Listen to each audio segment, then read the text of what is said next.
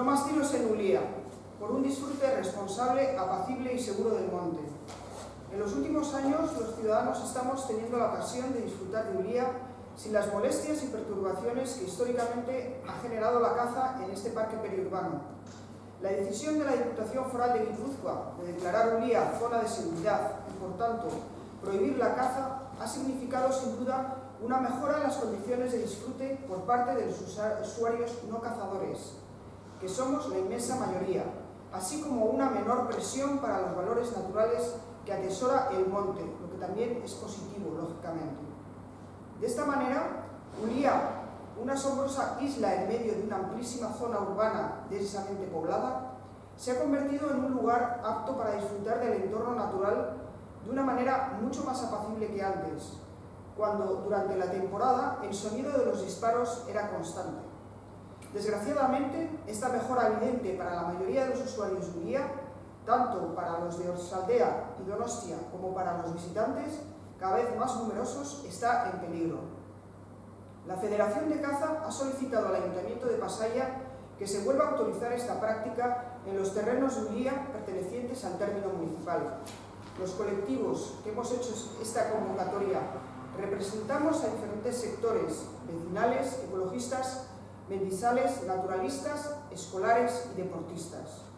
Nos unen la defensa del medio natural de Ulia en su integridad y la convicción de que tenemos derecho a disfrutarlo de forma responsable y sin sobresaltos. Consideramos que los intereses generales de los ciudadanos respecto al derecho a disfrutar del medio natural sin molestias ni peligros deben estar por encima de los intereses de un colectivo concreto, en este caso el de los cazadores. Y en ese sentido tenemos claro que en un parque como Ulia, hoy por hoy, no hay lugar para practicar la caza. Es por ello que, mediante esta comparecencia, solicitamos al Ayuntamiento de Pasaia que priorice el interés general y no abogue por el retorno de los tiros y los cazadores a Ulia. Hacemos notar que en un momento en que Ulia se pretende potenciar, no ya solo como un pulmón de una zona urbana densísimamente poblada, sino incluso como recurso turístico a través del paseo entre las dos bahías o como vía de paso del peregrinaje a Santiago, el Camino del Norte, recientemente declarado Patrimonio Mundial, lo vienen recorriendo anualmente entre 12.000 y 15.000 peregrinos. Volver a autorizar la caza supondría un contrasentido, porque iría en detrimento de la calidad de las posibilidades de disfrute y de seguridad de los usuarios no cazadores y de los activos naturales del monte. Esperamos que quienes integran la Corporación Pasaitarra hagan gala de ecuanimidad y sentido común y no cercenen el derecho que asiste a la inmensa mayoría de los ciudadanos a disfrutar de Ulia tranquilamente. Esto lo firmamos amigos del Camino de Santiago de Guipúzcoa, Grupo Vasco de Camping, Eguski, Ecologista en Marcha, Maritzalde, Herri Abetza Ikastola, Itzasenara, SEO Donostia, Tritzer, Ciclismo de Montaña, Ubatza, Uliako Auzo Elkartea y Uliako Lagunak.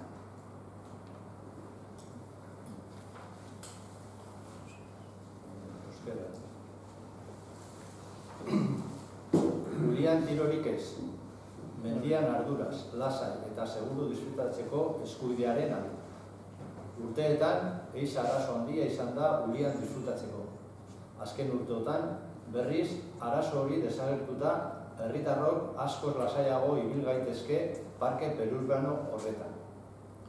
Gipuzkoako Foru Aldundiak Ulia segurtasun eremu izendatuta horren ondorioz, bertan eiza egitea debekatu zuenez geroztik, parkean disfrutatzeko baldintzak askoz hobeak dira eiztari ez garen gainerako erabile ontzat. Eta ez da begibistatik galdu behar eiza egiten ez dugun erabiltzaileo gehienak garela. Gainera, eiza bertan bera geratu izanak mendia dituen natura balioei ere on egin die jakina. Ulia irla natural bat da Porlanaren erdia.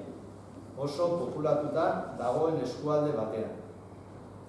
Orain asko lasaiagoa disfrutatu dezakegu lehen baino eiza denboraldian tiroak etengabe zirenean baino. Alegia. Zoritzarrez, hobekuntza hau nabarmena Uliako erabiltzaile gehienentzat, bai oarsoaldeko eta Donostiakoentzat, bai kanpotik gero eta gehiago datozenentzat ere arriskuan dago. Ehiza Federazioak Pasaiako udalari Ulian ehiza berriro baimentzeko eskatu dio, Pasaiako barrutian behintzat. Deialdi hau egin dugun talde eta elkarteak Uliaren hainbat erabiltzaile tipo ordezkatzen ditu. Inguruko herri eta auzoetako bizilagunak, ekologistak, mendizaleak, naturzaleak, ikaszentroak, kirolariak. Uliaren ingurunearen defentsak bere osotasunean eta Ulia arduraz lasai eta seguru disfrutatzeko eskubidea dugun konbentzimenduak batzen gaitu. Gure ustez, herritarron interes orokorrak talde jakin baten interes gainetik egon beharko luke. Kaso honetan, Estaren interesen gainetik. Izan ere, argi eta garbi ikusten dugu ehizak ez duela lekurik Uliako parkean. Agerraldi honen bidez, Pasaiako udalari eskatzen diogu interes orokorra, interes partikularren gainetik jartzeko, eta ondorioz Uliak tirorik gabe jarrai dezala lan egiteko. Gogoratu nahi dugu azken aldion, Ulia sustatu nahi dela ez bakarrik oso populatuta dagoen eskualde baten birika gisa, baizik eta baliabide turistiko gisa. Horra hor, bi badien arteko ibilbidea edo eta Donajoko bideko zati gisa. Gogoan izan 15.000 lagun inguru egiten dutela urtero iparraldeko bidea, orain dela gutxi mundu ondare izendatutakoa. Gauzak horrela, Ulian ehiza berriro baimentzea zeharo inkoherentea litzateke. Mendiaz lasai eta seguru disfrutatzeko aukeren kontra egitea bai litzateke, baita balio naturalen kontra egitea ere. Espero dugu Pasaiako alkate eta zinegotziek zentzuz jokatuko dutela eta Ulian lasai eta seguru disfrutatzeko eskubidearen kontra egingo ez dutela. Hau babesten dute Gipuzkoako Santiagoko bideko lagunak,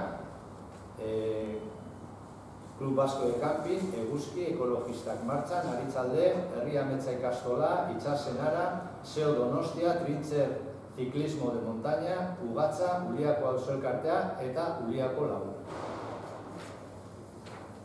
Besterik gabe.